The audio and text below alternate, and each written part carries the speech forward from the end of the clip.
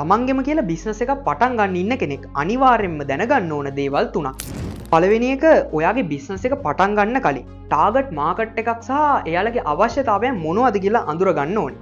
ඒකෙන් ඔයාට අයිඩියා එකක් ගන්න පුළුවන් මොන වගේ ෆයිනල් අවුට්පුට් එකක්ද කස්ටමර්ස්ලාට ලබා දෙන්න ඕනේ කියලා. ඒ වගේම ටාගට් මාකට් එක වැඩි කරගන්න ස්ට්‍රැටජිස් හදාගන්න මේක උදව්වක් වෙනවා.